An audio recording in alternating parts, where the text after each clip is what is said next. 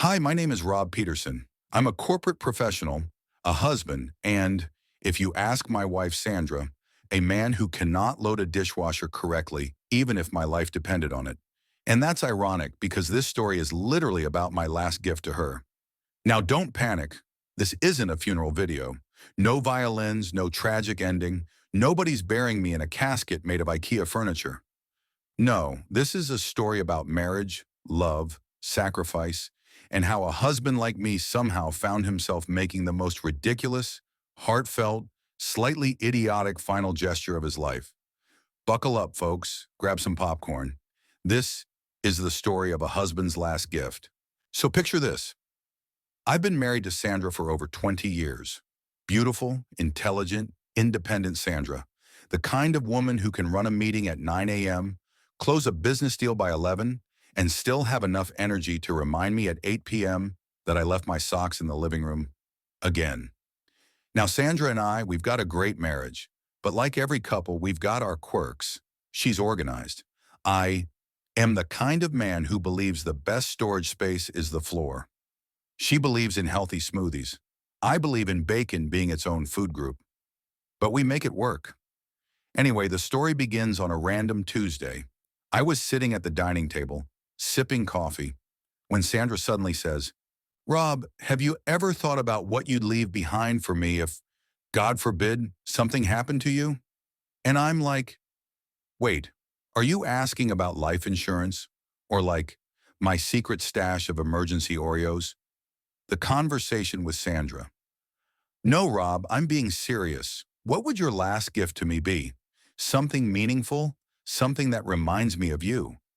Now you have to understand, guys, we were watching a sappy romantic movie the night before. You know the type. Handsome husband dies tragically, but he leaves behind love letters hidden in books or pre-recorded videos or a puppy with a bow on it. Sandra was clearly inspired. Me? I was panicking. I mean, what could I leave her that says I love you, but also, please don't be mad I never fixed that leaky faucet? So I did what any intelligent man would do. I called my lawyer buddy, Mark Henderson. Mark, buddy, hypothetical question. If I wanted to leave Sandra a last gift without dying first, what are my options? Mark said, Rob, do you have a terminal illness? No. Are you running from the mafia? Witness protection?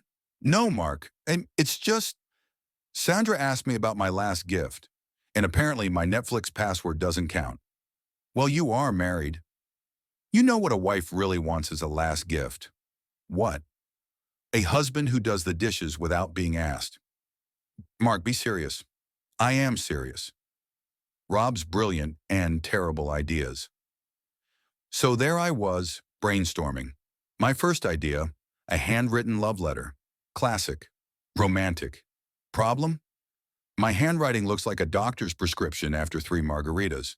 Sandra would spend years trying to decode whether I wrote, "Forever yours" or "Ferret yogurt." Second idea, a song. Problem? My singing voice makes car alarms sound soothing.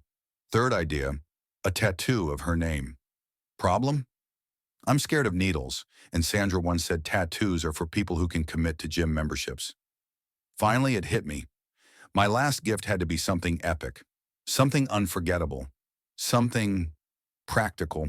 So, I decided my last gift to Sandra would be a fully automated smart home system. Yep, I was going to turn our humble house into the kind of place Tony Stark would be proud of. Lights, security, voice assistant, fridge that orders groceries. You might be thinking, wow, Rob, that's actually thoughtful. Yeah. Except you've never seen me with technology. Me and tech, oil and water, cats and baths, Sandra and my attempts at cooking. But hey, when a man decides to leave a legacy, he commits. So I bought the gadgets. Dozens of them.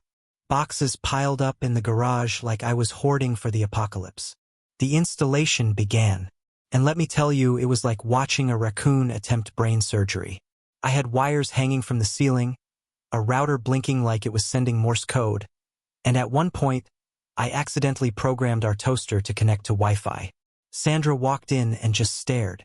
Rob, Why does the vacuum cleaner keep following me? I said, it's showing affection? Rob, why did the fridge just text me low on beer? That's personalization?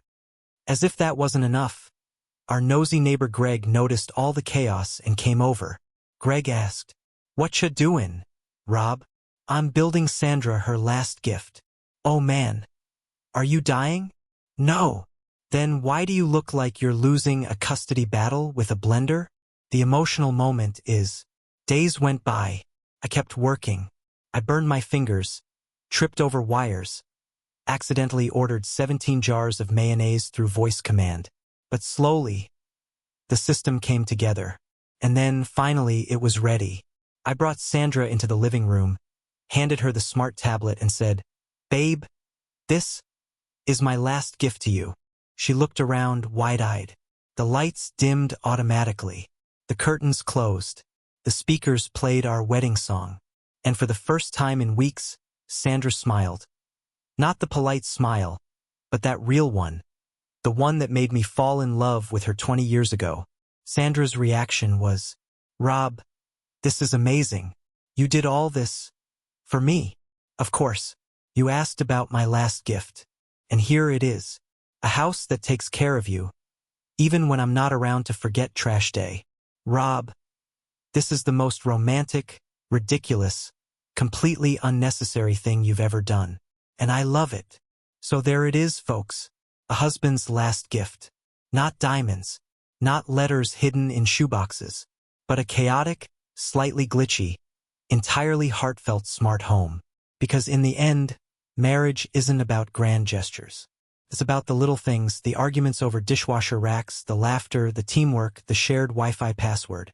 And if my last gift to Sandra is a reminder that I loved her enough to nearly electrocute myself for her comfort, then hey, I'll take it. So friends, if you enjoyed this story, do me a favor. Hit that like button, subscribe to the channel, and share this video with someone who needs a laugh, or a reminder that love sometimes comes with bad wiring. This is Rob Peterson signing off. And remember, always unplug the toaster before giving your wife the gift of eternal love.